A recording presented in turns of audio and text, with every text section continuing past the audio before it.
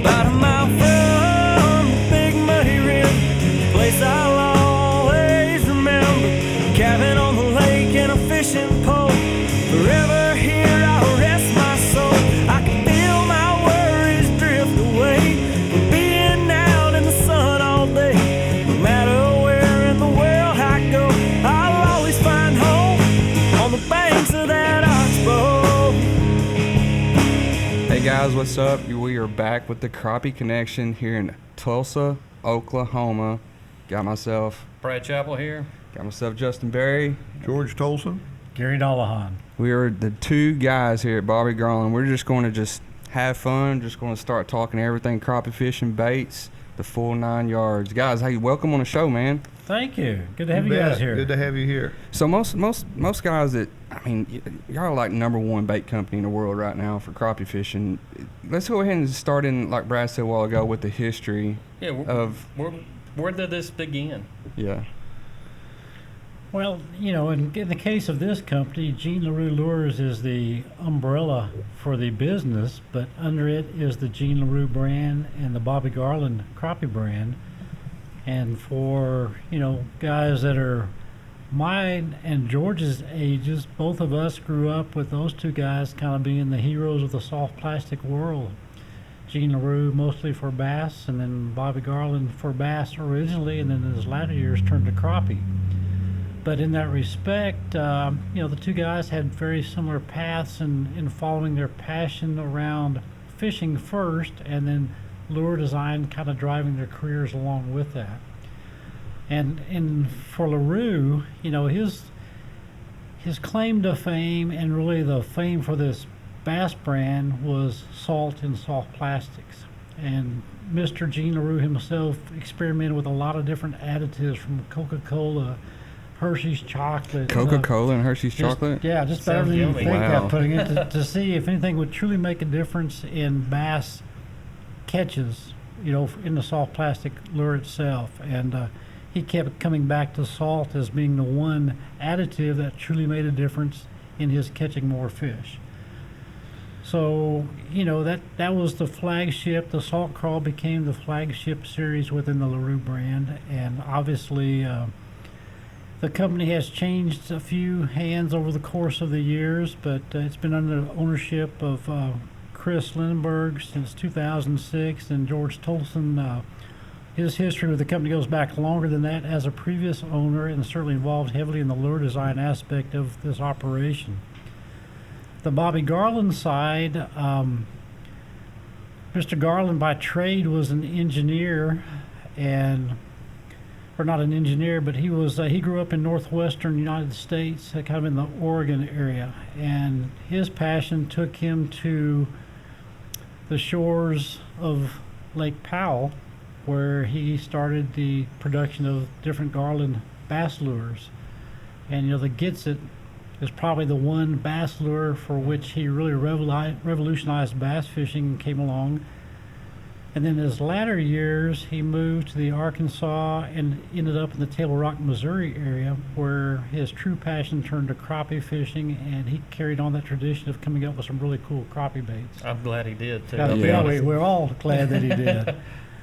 But, you know, in that sense of pioneer and innovation for both of those men, you know, George Toalson has done a lot to keep that whole innovation aspect going, both in design and especially in colors, original, unique color combinations, and colors that not just look good, but they have a real purpose as to where they fit into a tackle box and when those applications are to be used. And a lot of that has to do with George's history of growing up as a guy that just loved to fish, and like all four of us sitting here right now, you know, we all have that same common passion. And fortunately for LaRue and Garland, you know, George has helped drive the ship as to what you see in our catalog right now. Yeah, that's awesome. Yeah, just let everybody listen right now. So there was a guy named Bobby Garland, because we get asked that a lot, you know. Especially with grab boat. Yeah. It is funny, and you know, any of the guys that do have a Bobby Garland or a Gene LaRue wrapped boat, you know, at gas stations, a lot of the customers will say, "Are you Gene or are you Bobby?" And Right. both of those gentlemen have passed several years ago, and obviously we're proud to be able to have their legacy live on through through our brands and pages and product on the shelves. Most definitely so. Colors, I mean, George, tell us about how you come up with some of these colors and even the names. I think of Bobby Garland, and of course everybody's going to say Monkey Milk. I mean, I think the names just give such an identity to these colors. Well, the names are all Gary's. That's not, Gary comes with all of them. That's not Sometimes- true. And not even Monkey Milk. I can't even claim Monkey Well, Milk. no, but Diane came Most with of that. the others they did, and Monkey Milk was kind of a special deal. We had a lady that worked here that from the time that Gene LaRue himself passed away, then she started helping with the company when they brought it to Inola. So she'd been here for lots of years, and she was kind of like me. She could look at a color. She didn't have to have a whole batch of it to see if the color was right. As soon as she looked at it, she could tell you.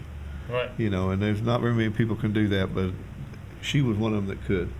And so I made this color, give it to Gary, and told him how well I was catching the fish on it and how it worked and everything. So he said, well, we got to have a name for it. Mm-hmm. So he took it. He was taking it to everybody. He said, what do you think this looks like? What are you thinking? And he walked up to her and says, Diane, what do you think this looks like? And she looked at that and kind of rolled around. She says, looks like monkey milk to me. Very, very matter of factly. Yeah, I it's might like it add. was. And I said, monkey milk? Have you ever seen monkey milk? She said, no, but I think that's what it would look like. She had an eye for it, didn't she? Yeah. Uh-uh-uh. And so it stuck. We all just laughed, and so that stuck. What's another really funny name, and how'd you come up with one of them? I know Monkey Milk's probably the Yeah, top of the board that's for got sure. a really popular one. But Shiny Heine, yeah. Cajun Cricket, all of those are, they're among our top selling colors, but they're also really good colors. So I Yeah. do think that in some cases the name has helped drive the success of the bait It has. along with the color. But there have been situations too where we've had a really good name and not a color for it, so we've taken that to George and say, okay, we need the color to match to this name. And every time he'd come back with a perfect combination for that. And there's a lot of those in the Mineral Minder series. Yeah. If you Right. look at those as being primarily bug and insect colors, Yep. Silverfish, I think yeah, of that color. Yeah. those were names we gave to George, and he goes, okay. So he came back with colors for each one of those that were just dead on and great crop of catching baits. So there's not actually a direction to go one way. Like you create a name, then you create a color. You create a color, Well, then you create a name. It's either way, right? It just, yeah, and it's usually come up with colors or things that because I've been crappie fishing forever, and I pretty well know what combinations is going to catch fish. Right. At certain times of the year, depending on what's happening, out. So I try to keep everything basic to those color combinations, and stuff. Maybe different glitters or this or that, or know whether I want it for a clear water, muddy water, depending on what the situation is. So you got to have colors for each one of them, because some things that work in clear water is not going to work in muddy water Yeah, very most well. Or definitely. stained water, you got to have. I do a lot of scuba diving. I would go down and I'd look at stuff down there, and I was trying to come up and match some of that stuff. Really? Yeah, and that'd It's be very neat. intriguing right there. And that's how I come up with monkey milk. The way I come up with it was because I was trying to match the flash of those little shad minnows. You've seen the schools of shad minnows, and every little bit one turns up sideways, and Yeah. you see that flash in the water. Right. Well, I was trying to match that flash because I knew if you could do that, fish were going to eat it like crazy. And monkey milk did that. That's Monkey milk awesome. has that iridescent color, and as you turn it in the light, even in the water, you'll see it flash like that. Well, then I come up later with a color called Glacier. Love it. And Glacier color. exaggerates that flash probably 3 times as much as Monkey Milk does. And then Monkey Milk and Glacier both are probably my 2 top colors no matter where I go. That's Spoiler why. alert! Spoiler alert! Because it's what they feed on every single day. So when you're after colors, whether it's bass or crappie, either one, you're looking for what the fish are feeding on. What they're seeing down there. So it'll all be natural to them. You can throw any color down there and they'll bite it. If you put it in front of them a little bit, they'll bite it. But some colors, they bite a whole lot better than other. And I think it's a lot to do with the color of the water and the kind of day you've got, whether it's cloudy, whether it's bright sunshine. And Go when ahead, I'm sorry. when that color gets underwater, it's not the color you see. Right. It all changes. So you put a red down there and that turns gray. So when they're thinking about, what color is going to work good here, and I think, okay, well, that's got a gray back, so if we had a red back, that's how I'm going to match that gray one down there, is by giving him a red back. White and chartreuse really is always your base tail colors on crappie, but down there under the water, they're same color. They're all white. Do you still dive right now checking colors? I haven't been for a while. I still got all the stuff, and every once in a while I get out there, but I don't go like I used to. I never done used that. to be I'll down have there to all try the that. time. Is that what made you get into scuba diving? Is actually crappie fishing, or Well, just in fishing, general? period. I wanted to go down there and see what Yeah. things look like. When I'm crappie fishing or when I'm bass fishing, especially crappie, I get on a brush pile or I get in the area and I just draw a picture of what I think it looks like in my mind so that I can work that lure, and I learn where every limb's at, so I know just when to feel, just to get the feel, to learn just to get over it, and stuff. You go down there and look at it underwater, it don't look like it, You're right. like See, what you thought it did. Yeah, yeah. Really, it's it's different, because he but- was the first fish finder. Yeah. he was the first. He was the guy that actually stuck his head under the water. Exactly, yeah. Except he had a little oxygen go along with it. So But it taught me a lot going down there, because it taught me the type of stuff that was really I saw fish holding on, how fish did, For instance, you go down there you're fishing a dock, and you got a whole line of docks down through here. You're fishing a dock, and yes, every once in a while you're catching a fish, you're kind of working there, and then all of a sudden, boy, they just go to biting like crazy. People don't realize it, but from down there doing this, there are homer crappie that are staying in that brush pile, and there'll be 2 or 3 here and 2 or 3 here, and they'll be laying under the limbs, and then all of a sudden a swarm comes through, and there'll be thousands of them, and they'll just come through and they'll just swim all around in there, and in a little bit they'll just be gone, and then now you're just with those local ones again. So what's happening is when you're catching the heck out of them is when that swarm comes through.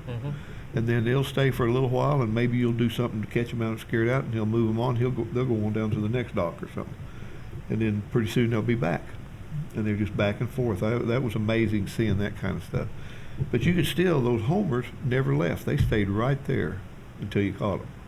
How many different crappie baits do you guys have as far as like body styles and such right now? That's a good question right there. I know Baby Shad's the number one. It's been that way for years. And Stroller is my go-to. no, surely Yeah, not. No. Spoiler alert, is that Yeah, right? spoiler alert, spoiler alert. Well, it depends a whole lot on what your type of fishing. If you're fishing straight up and down, working out there, there's not anything hardly going to catch a baby shad, because you can't hold that tail still. And the stiller you try to hold it, the better they bite it, because it doesn't take much movement to make those fish bite it. And that little tail wiggles, you can't keep it from happening. That's right. If you're swimming it, then a swimming type bait are better. Myself, as a crappie fisherman, I just use a baby shad swimmer about 99% of the time, because it is a baby shad, and I put the little tiny paddle tail on it that I had designed back in 1999, and I put that on there so that I could get a kick out of it. So it works very easy. So now I can fish straight up and down like the baby shad if that's what it takes, and I get the same jiggle and same wiggle. Or I can cast it out there, and now I get a vibration because I got a tail action. So I can do it both ways, so it covers all situations. Where you're doing a lot of, basically in dirtier water, the stroller works good because it works very easily, but it's a really heavy thump, so we can pull something farther away with it. So when you're doing your long line and stuff, that works pretty good. Yeah, really, for really doing that. good. Yeah, because not only it's a crappie already knows it's coming long before it gets there, and so they're ready for it when it gets there, where it doesn't slip up on them. And that, for crappie or sand bass or whatever, that works, because they all have that lateral line. They all feel that in the water a lot more than they can see it. Most of it's by feel, not sight.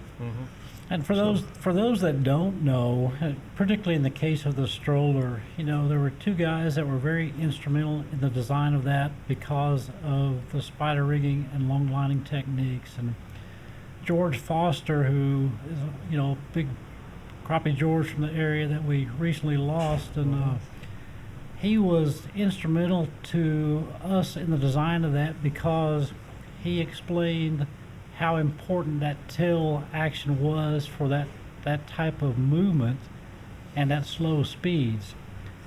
And as we went through the different scenarios and first tried the little curly tail, typical type swimming tail action. He goes, it needs to be more than that. So we evolved into that stroller tail that George is talking about, and then we got to visiting with this guy named Brad Chappell out of Mississippi that was known for this technique called long lining, and we were intrigued by that right off the bat, and lots of great input from him, both in the style of that design and the color combinations to make that happen. So, those two guys in particular get a lot of credit for what that stroller is today and why it does work in those particular trolling applications. Yeah. It just took some figuring out.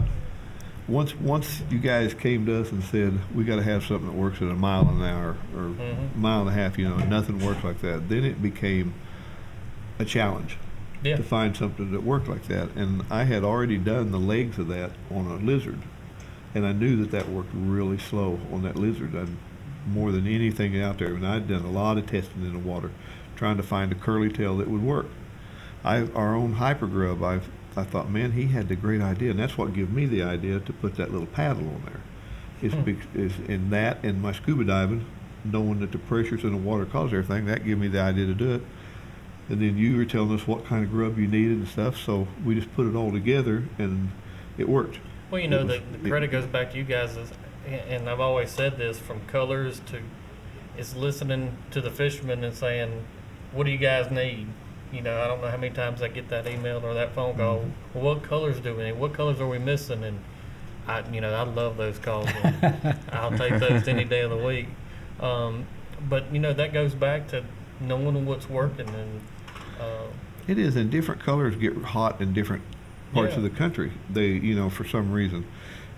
I don't know what causes it, if it's what they're eating or what is why they like something in one part of the country and another part of the country is totally different. Well, it could be across town even that I've noticed. I think a lot of these lakes have personalities, and I said that a bunch on here. I totally agree on that. But watercolor dominates a lot of that. You think, well, they're both clear, but one of them maybe you can see 3 feet deep, one of them you can see 10 feet deep. Right. Well, it's going to take different lures for that, different colors.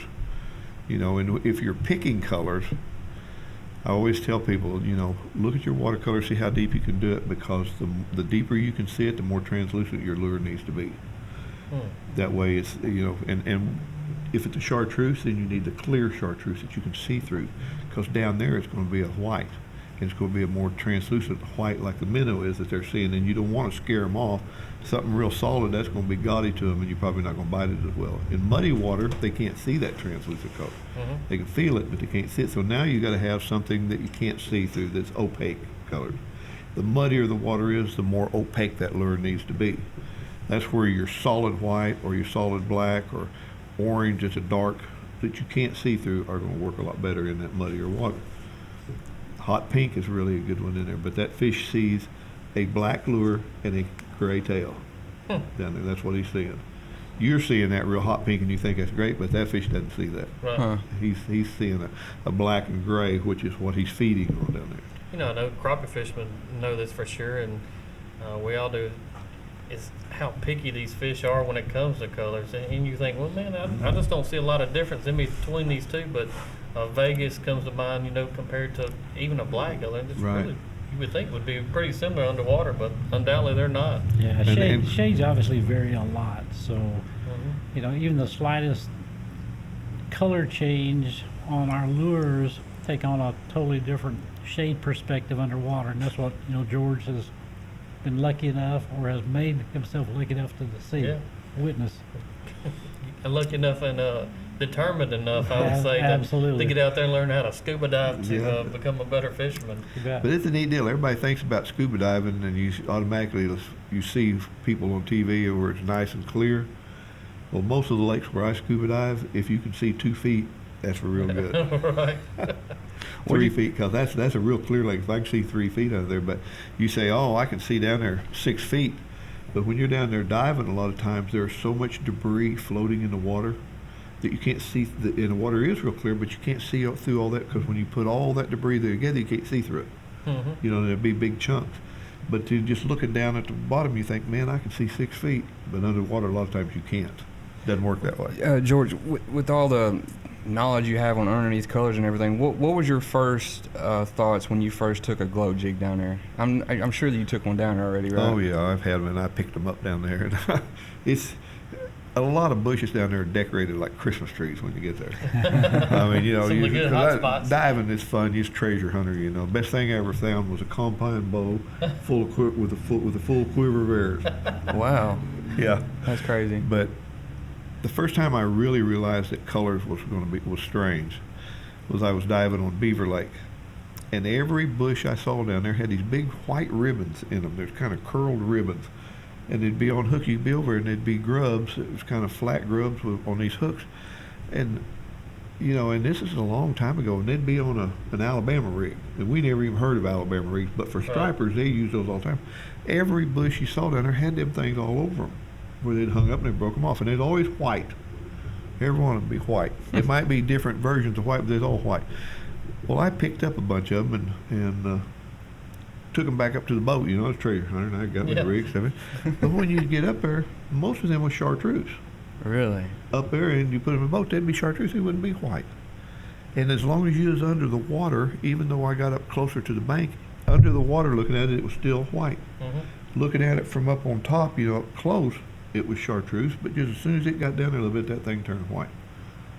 And that really intrigued me, so then I started looking at colors. Taking stuff down there, you know, I'd look Start dialing in more. Yeah, I'll start looking at things and seeing what's happening. And, you know, I'd read about colors changing and what kept its color the best. It never said what that color turned to, but it'd say that it'd lose its color, you know. And it was just like I said, blue kept its color. I never got deep enough that blue wasn't blue. And green was pretty well the same way. You know, your versions of green. And then everything down there is a green color because it's camouflage to live. You know, I mean, if it's and another learned thing was that everything is two colored. It's laminated, everything, because nature made it that way so that if a fish is above it looking down, it blends into the rocks. If he's up there looking up, it blends into the sky. Right. You know, so they're two colors. And so but as you're down there diving, you'll be going longer, and all of a sudden something catch your eye, and you get to really look at it. In a minute, you'll see some minnows right there. But one of them happened to come up and flash, and it made that little flash, and that brought the attention. Well, it does the same thing to a fish. So because of that, that's why your laminated colors work so good. And it may be two colors of the same green, it could still, or two colors of the same white, but it still, as it rolls in water a little bit, it creates a little bit of a flash that the fish see, and it attracts them to it. That's awesome. So when you're picking colors, you want to think about that a lot of times, especially in clear type water. Dirtier water, you want to just be able to, they have to silhouette it. It's mostly feel till they get right up to it, because they can't see it very far either. Now they can see farther than we can, but they still can't see very far. Can't see through mud very well. But they can feel that vibration, and they can hear sound, and the sound travels a long ways under the water. So the little rattles work good. They're fantastic. And muddy water, you want to, like I said, the darker color, the black, that hot pink. If it's a chartreuse, you want to make sure it's an opaque chartreuse, because to them it's the same thing as using an opaque white, just solid white. What would be the Bobby Garland's, let's say, top 5 colors that you would advise everybody needs to have in their tackle box to be kind of successful in your mind? On his expertise of colors, the 5, you know what I mean? Well, I know what I carry. Yeah, I don't know what everybody else carries. Let's hear it. I know what I carry, and probably I always check the watercolor first to see what it is, and if I can see down a foot deep in the water, the first thing I'm going to pick is monkey milk every time, because that's what they see, either monkey milk or glacier, because they see that every day of their life. That's what they look for, and it's almost always going to outcatch everything. That you know that's true because it's way out there our biggest seller color. Everybody's figured the same thing out. You get dirtier water, now we got to start going to other things, and not to say that they don't bite the other stuff in clear water too, because they do. They bite a lot of good colors. You know, you might have a gumdrop or a bluegrass or something like that, and at times they bite that really well. I like chartreuse colors. I like Outlaw Special, and I always carry Outlaw Special because it's filled that full of phosphorus. Not so that it'll glow down there, but it enhances the color, and the darker it is, the more it enhances that color, so the fish can see it farther away down there. So got monkey milk, Outlaw Special. Yeah, and I like I like bluegrass. Bluegrass? Bluegrass is a good color. My own fish, and I have Glacier, because Monkey Milk and Glacier, one of those two is going to do it most of the time. And Glacier you can see in dingier water. Monkey Milk needs clearer water. But Glacier is more of an opaque color, so you can see that color flashing in dirtier water. So day in and day out, it works really good. Give me one more. There's so many to choose If from, we're going man. to cover all the bases, Yeah. Cajun Cricket's awful good. Cajun cricket. Yeah, Cajun Cricket is an awfully good color. But that orange and chartreuse down there, that's a gray and white. That's, and then I like the specks in it because it kind of, I don't know, it kind of breaks up that color pattern. Yeah. There's more camouflage to them down there, which they're used to looking at, and I think that's why, my opinion, that's why they like it really well. Gary, what's your top 5 colors you would have to say that everybody needs to have in their tackle box? Well, I think almost any time on a blind outing, first outing, I almost always start with a bone white chartreuse as my preferred starting color combination. If not that, probably in the Moglo, the ghastly minnow, which is very similar in the white and chartreuse, but a little different hues on it. And then with George, I'd go along with the bluegrass. One of my top picks. I'm still a big fan of Electric Chicken because it gives me the chartreuse and the pink, which, if you listen to George's explanation of the colors underwater, that pink is a great versatile color for a variety of situations. And probably Monkey Milk and Blue Ice. So you've got What amazes me with your guys' expertise when it comes to this? I remember when I started really crappie fishing, I'd ask somebody what they caught their fish on. Take a guess what color it was. Black and chartreuse. black and chartreuse. Yeah, black and chartreuse is a good color. Yeah, I mean, I'm When I was fishing, used to fish the little tubes, my number one was red chartreuse. That was number one, more so than black and chartreuse. And I used what we call green banana, which was a dark yellow on the body and a real bright chartreuse tail. That was always absolutely fantastic. But in those little two color deals like that, and they're still fantastic. I still use them a lot. So you like that green banana? Green banana works really well. It really does. What's good for us is that there is such a diverse range of color combinations that both look good and work well. And what we have found is that we have probably 91 colors of baby shad now. Good gracious. And the first comment typically we'll have when we go to a trade show, which we have our retailers present, they'll come up and say, "You have too many colors." Yep. The very next question out of the mouth is, "What's your new color?" Yeah. And we say, "You pick one to drop," and they can't do it, and we can't do it. They all have a time and a place, and we're very fortunate that in that lineup there just really isn't something that doesn't work in some situations. When do y'all actually come in the office one day and say, "Hey, today's the day we're making a new color"? How many times do y'all just? Is there like a due date? Does or George just get out there and start playing in Just, the mad I scientist get a little lane? free time sometimes, and I think where I can pour something, and I've been just thinking about it. When I'm out there fishing, or a lot of times just driving down the road, my mind's working.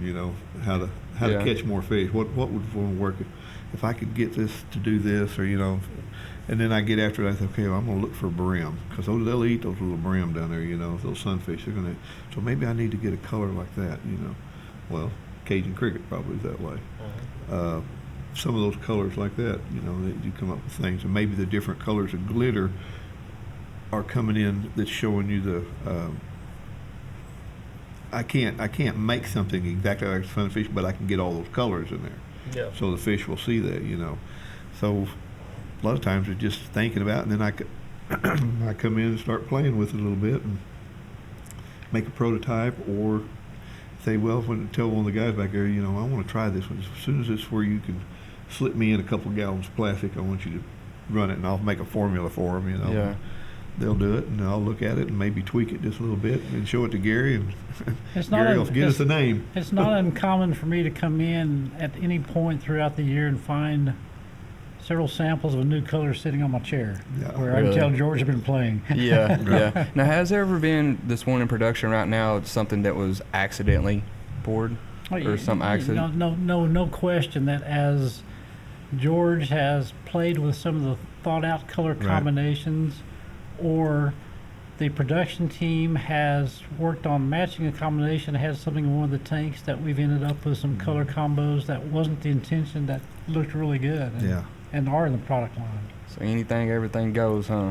But as far as the true timing that drives that, it's definitely ICAST, because that's when we have to introduce our new product. So, you know, when you get up to a point of there being a true deadline date that you have to have kind of your go and no go, ICAST drives that. That's, you know, that has to be pretty well in place. You'd like to have that by May, but it's almost always June for us, or you know, the week of the show. It changed things up a little bit. I mean, we have a lot of anglers, a lot of tournament anglers listening to us, a little bit of everybody starting tournament fish. Y'all been in the business for a long time. What can you give tips for the anglers looking to go to reach out? What do they need to do to try to get sponsors? Because I know it's probably y'all get emails, phone calls 100 times a day looking for stuff like that. What kind of tips can you give them out there right here, right now? Well, my opinion is, through I've had it, it's a give-take deal.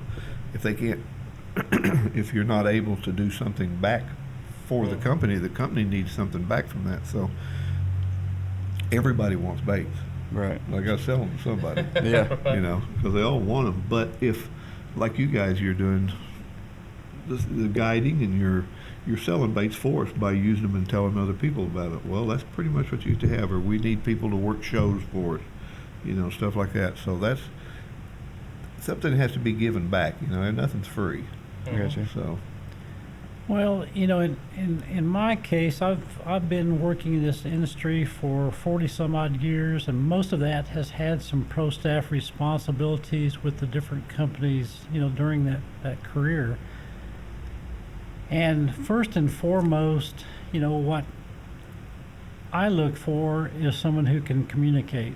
And it needs to be, and with communicate, I mean by educate. They have to have, first of all, something that's worth sharing, and then be able to share it. And I don't, you know, it may be written, it may be verbal, but in this day and time, you know, it's definitely social. And to me, that is part of it. And then along with that comes the, you know, the authenticity. You have to know what you're talking about.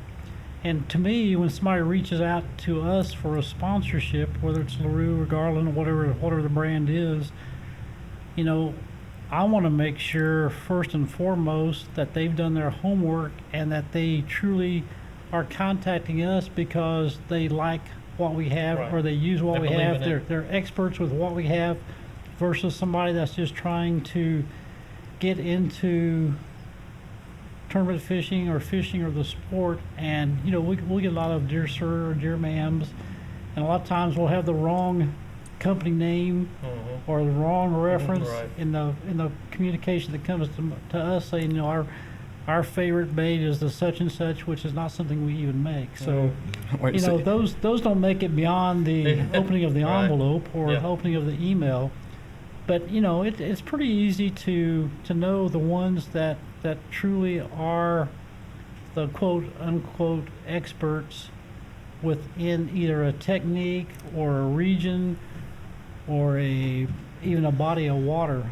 And you know, if you look at the Bobby Garland Pro staff in particular, you know, a lot of that has to do with geography, and also those other parts we talked about that they're familiar with and very good at a particular technique, and they are sharing that information.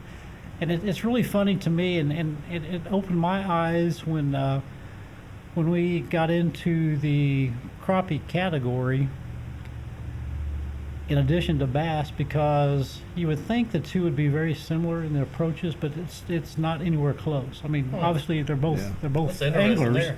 But what we found out in a hurry was that you get a bass guy that goes fishing, and he can have all the success in the world and be the best fisherman on that body of water and always winning the events there.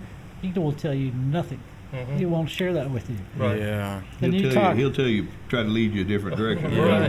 You talk to the crappie guy, and he tells you where he caught it, Yep. what he caught it on, what colors, how deep they were, Yep. and where they were the week before, and where they're going to be next week. So you're saying crappie fisherman tells the truth better than bass fisherman, right? I didn't say that. I didn't go quite that far, but I think that the crappie community is more of that, where they're better at sharing the information, because for the most part, crappie angling is a fun sport, where bass fishing has taken on that persona of competitive fishing. And guys they're so protective of what they're doing because they want to win that next bass tournament. Yeah. Crappie fishing, you don't really have that exact scenario. You have crappie tournament trails, which we sponsor. You have crappie pro anglers, which we sponsor, but that's not our masses, and that's not who, really Bobby Garland cater to. It's fishing. And first and foremost, our baits are designed to help people catch fish. That's what we want to do. Absolutely. And you're out there to help them catch more fish, and you're out there to help them catch more fish. And I know George is doing that every single day when he's talking to the fishermen. He's helping them catch more crappie. Yeah. Do y'all have a lot of time to fish for yourselves? I mean, is it pretty much you got to make time? Because I know since y'all work in the fishing industry, like we've started this connection here for us, like I always hear, like, if you start doing something you love or start something up, you Like don't owning a bait fish. shop. Yeah, Never like get you to don't fish get to if you're on a fish bait as much. shop. Y'all get to fish as much as y'all want to? As much as we want to now. Yeah, There's no. no such thing as much as you want to.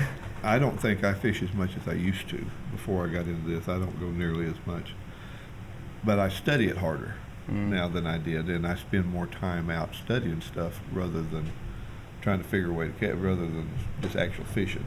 And usually, it seems like anymore when I go out fishing, I've got something in mind that I'm working on or looking at or something, and so I want a chance to go out and try to You got a test it mission, out don't and try you? it. And I mean, I still go a lot. But I don't do nearly what I used to. I was just curious if y'all went. I think that's true if you work in this industry, just because of the driving time frames, that it definitely limits your ability to go. And on the weekend, if you're on a typical industry job somewhere and you're off on the weekends, and you're going to use that for fishing. In our industry, that's when most of the promotions and events and things Right. like that are. And then during the week, you're usually in the fire drill of trying to get ready for that, so you don't have the Right. opportunity to go. Right. But does that cut down your overall time? It probably averages out, because if you love to fish, you make time to go, and Yeah. you take advantage of every excuse that you can. Absolutely. And I'm hoping that we're gonna. I know find a good me, even excuse. I guide and fish some tournaments still. And this past week, I fished 2 days, and it's 95 plus degrees, and Oh, yes. I kept telling myself I need to get off the water, I need to go home, but I still just love it so much that I can't imagine doing anything else. And I'm sure you guys, I can see, to get out there and learn to scuba dive. I mean, you gotta have that Yeah. fire. Yeah. So I don't see that changing for any of us here anyway. No, and what's so cool about fishing is that it's the rewards from it are so different among every individual angler. So, one guy is truly out there to catch fish and put it on the freezer. But from my very first outing, that never has been a mission of mine. If I'm going by myself, which I like to do that a lot, because I want to try something different. And if I've got somebody with me, I feel like my obligation is to make sure they catch fish. And when I'm Right. by myself, I don't really care, but I'm going to figure out something different and experiment and look at opportunities. So, and that's what's so cool about the sport, is that it can mean a lot of different things to a lot of different people, but they all share the same common passion of there's no better activity out there for clearing the mind and recreation. And it's something that the whole family, you never get too old and you're not too young. You can do anything. You can go. All your kids, your wife, they all enjoy the heck out of it. And you go as a family event. What kind of drove me lot to of crappie families go fish out. was eating them. We kind of Oh, yeah. Yeah. touched on that. So That's a delicious. good thing about crappie. I They don't taste think so there's a good. fish out there that's better eating than Well, crappie. That's very right. good. Absolutely. Yeah. That's right there. Let's dive into something way different here. Is there any kind of the biggest issues y'all have had with, like, what's like the biggest obstacles y'all had with like running baits? It could be like a malfunction, or that you kind of laugh at now. You mean with the bait design? Bait itself? design, it could be anything. Is there anything sticks in mind like that? I guess from a manufacturer perspective, and I'm sure George is going to have probably different thoughts, but from the manufacturer perspective is that, you come up with the bait that you want designed, you have it designed, you have the mold built, and then when you come to the point of getting that mold up and running, you envision the first baits of that coming off perfect, and it's never that way. Never. I don't care how good that design was and how well it was machined. It always takes a lot of tweaking to it, and George will spend probably at least a week, if not more than that, getting a mold dialed in for the first time. So a new mold is never right the first time. Anytime you introduce a new product, it's never right the first time. Well, you always have problems getting them to fill out right, or getting them to the tails to connect right, or just this or that, and so you got to do a lot of tweaking. And there's things you can do to make them all fill out at the same time, or not flash. There's just some molds pour easy, some molds it takes a lot of work to make them work right. And we've come up with a lot of new ideas on building molds that was able to be the first one out with something. But at the complicated mold, that means it's going to be harder to work when it gets here. So we're going to have to, tweak that and do that. So. Yeah, that's could be aggravating. Or you can make one. I mean, I made a lure designed a lure back in 2002. What are you doing, Brad? Oh, I messed up. Yeah. You made it. Oh, sorry, George. You made a lure back in 2002. Yeah, I did a lure back in about 2000. I think it was about 2002, a crappie lure, and it was a fantastic lure. But I didn't get the body quite right. Now we brought it back out and redesigned it a little bit, same theory, and now it's fantastic. What's it called? Our slab hunter. Let's go ahead and show it, Gary. It is. It is. I think it's my number one bait now. I use it. I've not found anything that's caught it when I've gone out yet. This bait is so cool in that it has a very unique tail. Look at me try to hold that as still as I can. And yeah, I don't have the perfectly still hand, but still that thing is shaking a lot where my hand really isn't moving a great deal. So you can just imagine what that's doing in the water. But when George had this originally as part of our quiver tail minnow design, he recognized early on some of the faults of that design and came back and has fixed that in this particular introduction of that. And then along with that, we introduced some other features into it that really have made this bait so much better, like the ridges underneath. So that drags over a branch or something, you're going through a brush pile, that vibrates, makes that whole thing quiver anymore. It pushes vibrations out, the ridges do, and it sends it out, like I said, to pull a fish in. It's a larger profile bait, but it's still, this bait looks a lot bigger than, say, our baby shad, but the baby shad is 2 inches, baby shad swimmer's 2 1/4. This bait's only 2 1/4, but by this bigger body, you can still put a rattle in it. You can put scent in these ridges underneath, and the groove scent will stay in there. And what is amazing to me about this bait is that we thought this was going to be kind of the perfect solution for the spider riggers and the longliners, because it can be trolled at an incredibly slow speed, more so than any other tail we had in our lineup at the time. How slow? Mile per hour wise, I couldn't tell you, but I bet probably a half a mile an hour. If you're talking the stroller, what I've seen, it's unbelievable, because the slower you pull it, the bigger the tail works. Yeah. I mean, slower. There's spoiler alert. Slower you pull, the slower you're moving it, the better the tail works. There you go. It's just unbelievable. I mean, it's one that if you sit there holding it perfectly still and you just let it down real slow, it'll work all the way down. As you just let it down real slow, pulling it back up same way, that tail will work the whole time. Or it'll sit still and jiggle like the baby shad. If you're fishing straight up and down, it just works in all situations. So that's and it has a fish design, so the fish, it looks like a minnow out there. Absolutely. That's what we felt like on this, was that it's probably, like the baby shad, the most versatile of our baits, because you can use it for any single technique. And every kind of fish. Another thing that happens is every single time we've taken that out there, we catch all kinds of fish. Take a baby shad out, very rarely do we catch anything but crappie on it. But this bait right here, you catch everything. You never know. I'll catch several bass, I'll catch white bass, drum, catfish, everything on that minnow. Then I don't do that on a baby shad. That one will feed the house. Plus I catch a jillion crappie on it. That's awesome. And in the coldest time of the winter, when it was 38 degree water temperature, I did experiments with that where I would put an Itty Bit on there and put them, switch it from top to bottom. I'd catch 10 on that to every one I'd catch on the Itty Bit or on a baby shad. I just tried different things. For some reason, the design of that right there, those fish would bite that. They swallow it deeper. They bite it harder. Your bite, when you feel it, is going to be a lot harder. I've had 2 or 3 times as hard as it will be on a baby shad or something. How many colors now? Well, what we did with this, which is also extremely unique, is that with this series, we were able to do the solids like the monkey milk in the middle, to do a body tail combination like the one on top, blue yellow firetail. I wonder where that recommendation came from. I know exactly what that was. Cajun cricket, a laminate.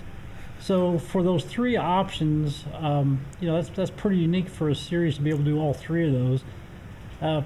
In this series, we have 21 color combinations, so it's not a huge number, at least at this point. And then something else we've done different with this than what we've done with our previous series is that we have actually packaged it in a tray. So inside the package itself is a molded tray that protects the integrity of that tail, which by far is the most important feature of that bait. So by having it in this tray, it comes out of the bag, with that tail perfectly maintained versus having a squash tail because it being compressed in the bag. Once you take it out here and drop it in your tackle box or your utility box, it's not as big of a concern as when it's compressed inside this bag. So that's something else that we've done because we know that tail is so important to this particular series. Brad, you asked how many colors. How many colors y'all have in that now? 21 in that series, yeah. What's the other colors? I know you got some itty bitties over there. What else you got over there, Gary? You want to showcase? Well, as far as the Itty Bit series, if you did a survey of crappie anglers, which we did do that, and asked the number 1 size, 2-inch is most common, but right behind that is 1-inch. So we took our 2 most popular style baits, the baby shad and the slab slayer, and downsized those to an 1.25-inch version. When was this survey taken? It was 4 years ago, so 2015, and we did it where it was a national survey that targeted people who said that crappie was their preferred species to fish for. So it wasn't everybody, it was people who truly were dialed into crappie first and foremost. Fun fact right there. We got a really good thing out of that, including that, and it talks about the growth of the category, but it identified kind of the age that is, driving the industry, and it talked about the level of avidity. So we're seeing how many guys are truly going year-round now, unlike the old myth that, crappie fishing was a springtime sport and it was over with. So we learned a lot with that survey. But from that Itty Bit series was something first and foremost. And what I have these here for today is this little Itty Bit slab slayer, 1.25-inch long. We've gone back in and we've refined this mold, so it's a very clean, very cool little solid body cup tail bait that is just a phenomenal fish catcher year round. And that's one thing that has surprised us on the Itty Bit. We really came out with that series thinking that would put us in the ice market and a bigger deal for the Bobby Garland brand there. But the ones who jumped on it first was really the southeastern part of the United States, with both the crappie fishermen and the brim fishermen, and that particular size and style was huge for them. And then since then, we have seen this series continue to grow, with both of those baits being really, extremely popular. And for the baby shad version of it, we did the baby shad swimmer. So that little baby shad Itty Bit has the little scent groove on the bottom. It has the little tip, the little foot on the tip of the tail, and it's just a spitting image of the 2.25-inch model. But we get, I think, kind of glowing testimonials weekly on where this Itty Bit is performing when their traditional crappie baits are failing them, and a lot of that has to do. And Brad, where you are over in that big fish rich environment of Mississippi. It's been 2 or 3 years ago. You know better than I, but that Crappie Masters Championship that was there, guys came in and you think of these big old giant crappie and big old giant baits, and there was one on a little tiny bait. Absolutely. Just like I that. remember it. And this, particularly this time frame of hot summer, when you have a lot of those fry that hang around stumps and stuff, I have witnessed myself personally on how specific those crappie dial in on size, and the Itty Bit's a perfect solution to that, which matched up with what happened on Grenada in that particular event. When y'all decide to retire a style or a color, when does it come down and say, all right, we're done, let's cut that one out? Well, if nobody wants it, but Just when you stop selling it? you kind of look at it. But the thing about it is, I don't know that we've ever done away with the crappie color, because it seems like there's, especially in the baby shed, there's always a bunch of them sold with every single color. That's a great leading question to the next bait I've got on my sheet right here. So Let's hear it. thank you very much for that. In the case of Garland, we have not dropped a series until we dropped the Hyper Grub about 2.5 years ago. The Hyper Grub was a little 2-inch minnow, 2.5 inches, very typical type grub with a little curl tail on it. So I can show you what it looks like right here. Very flexible, got a lot of limp, wiggly type tail to it. Very typical grub design. But that is the one that George talked about, that he picked up on the key feature on early on, where the tip of that tail had a little boot on it, a little foot. And that both the weight of that and the shape of that and kind of the angle of it gives that tail more action to it. That wasn't a bait that we had the mold for and made ourselves. We had a good manufacturing partner in that was providing that bait to us, and when they experienced a problem with their equipment and they shut that down, by sheer availability of it, we decided to drop that product from our catalog. And it was no time at all that the emails and the letters and the phone starts ringing. What happened to the Hyper Grub?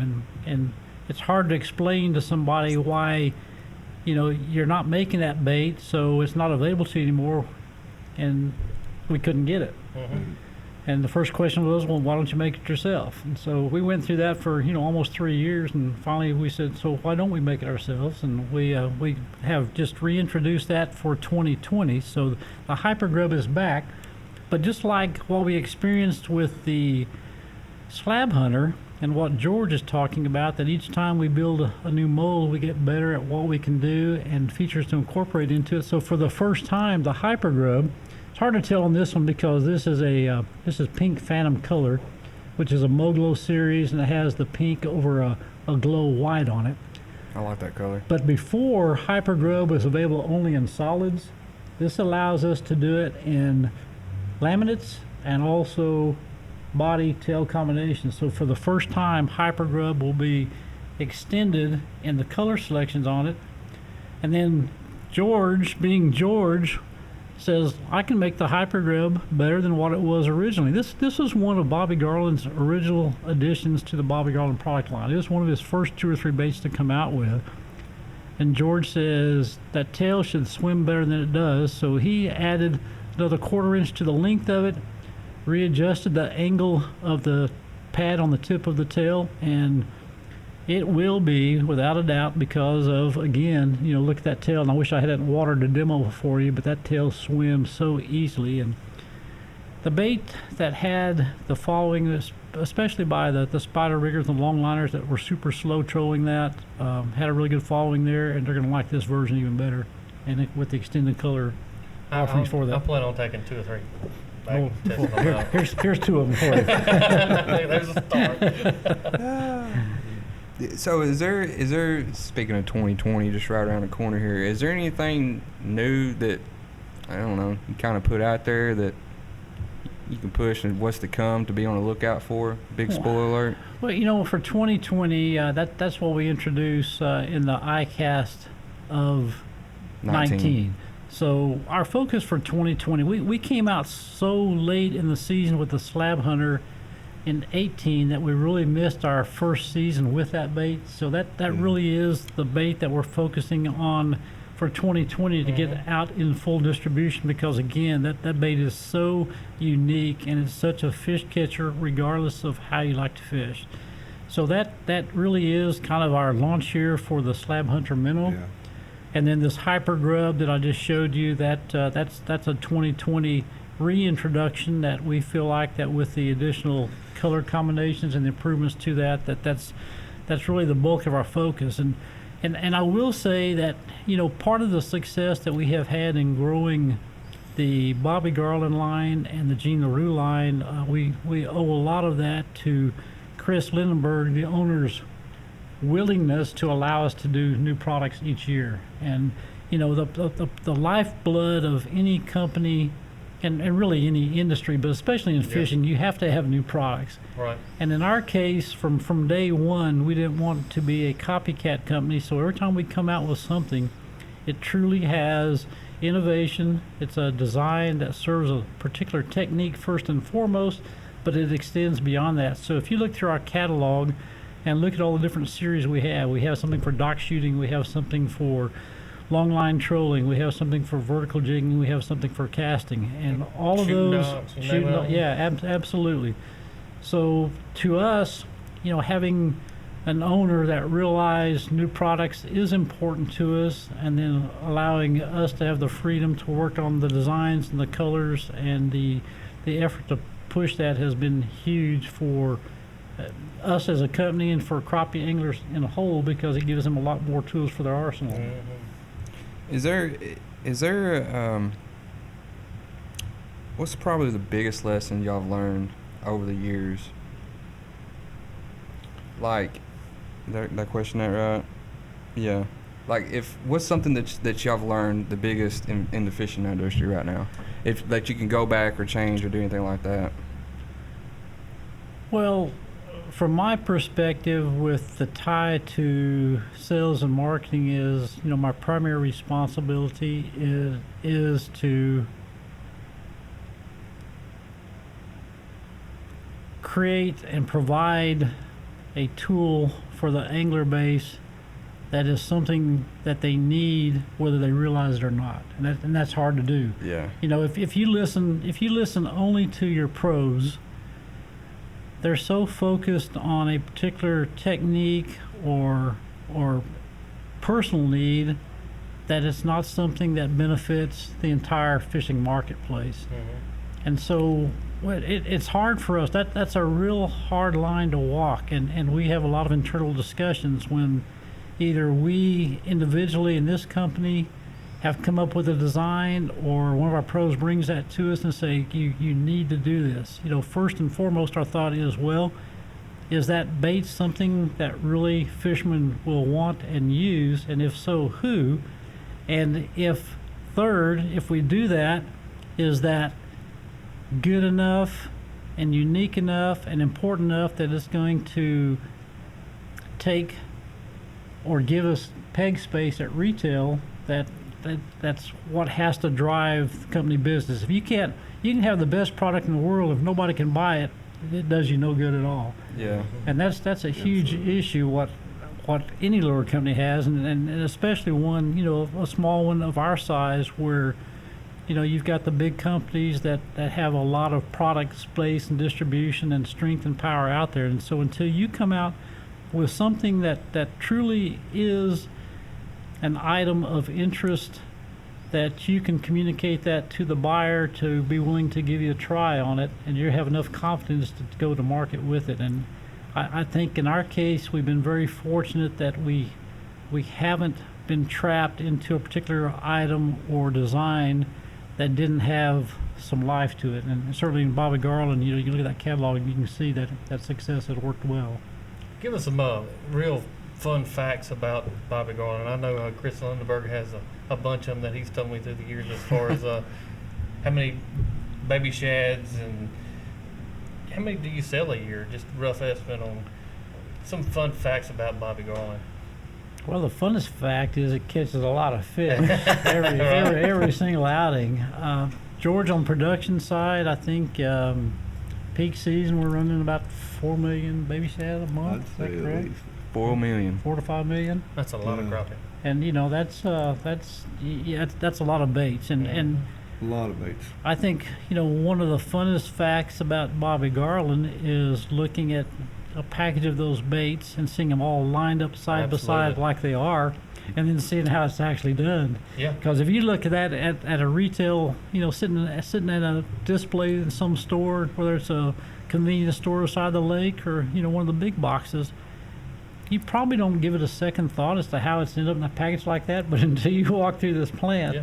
and what you've seen as to how that's being done, you just starting to go, wow. Yeah. That's really One of the pretty things cool. that we did today when we got here, and I'm sure it's going to be on our page, about the same time as this podcast, is, we did a quick version of how it's made.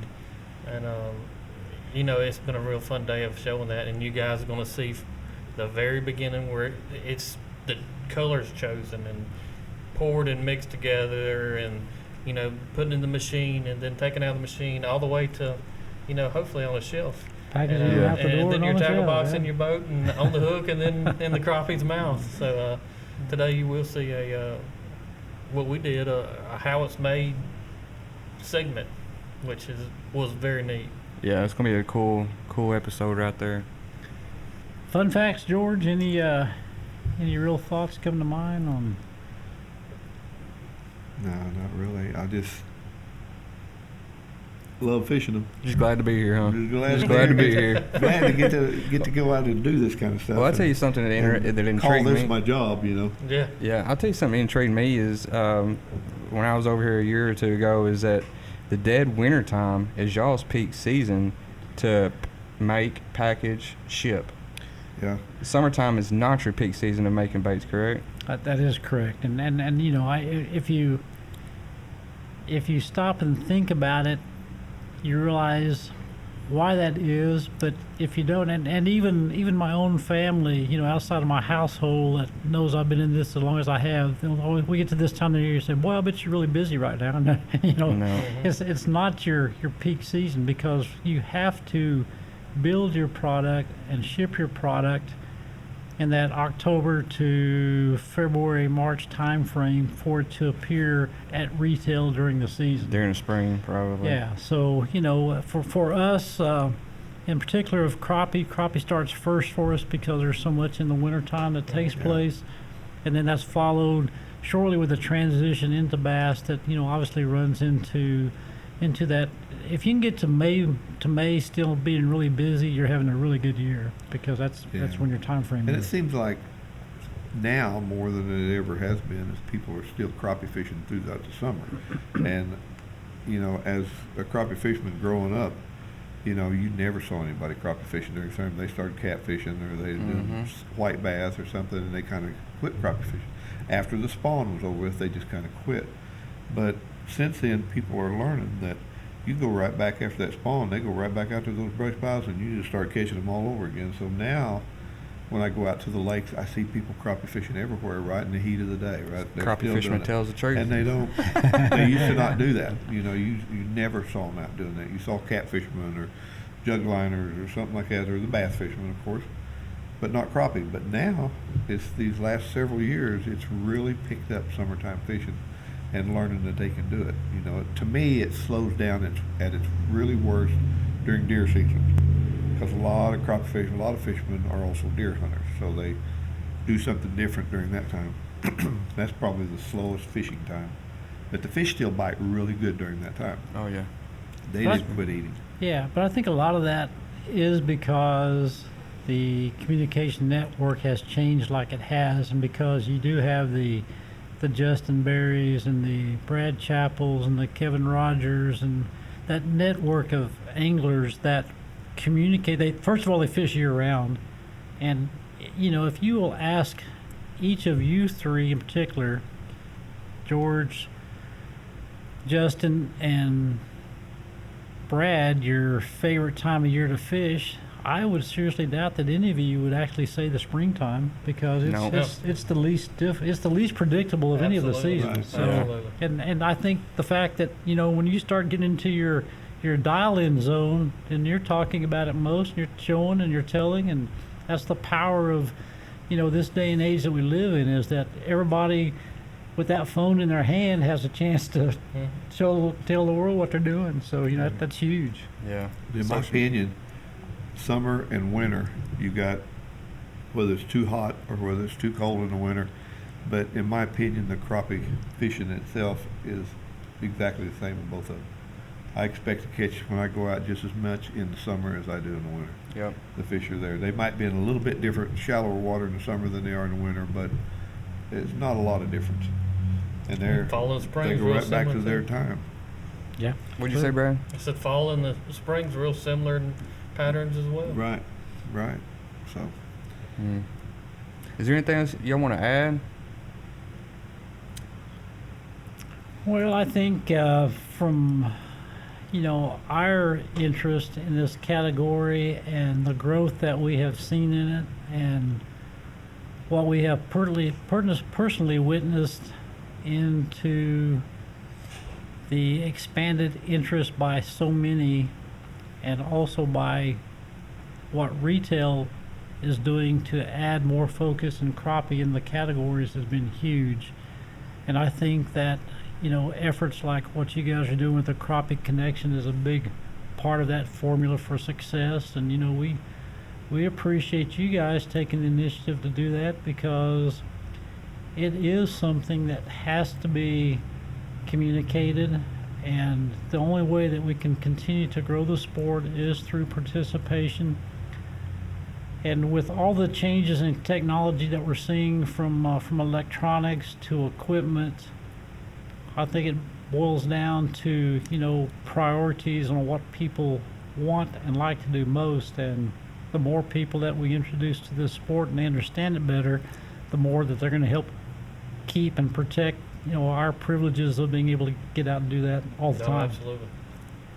Well, we definitely appreciate you guys having us, and looking forward to going out and catching some crappie tomorrow. We'll have some videos even with that we're gonna go do, but Yeah. appreciate you guys having us. Yeah, appreciate You it. bet. Gary, George here. Guys, wrapping up here, pretty much done. Guys, hit that subscribe button. If you like the episode on YouTube or iTunes or iHeart, we're going to be on iHeart for too long. Subscribe to us.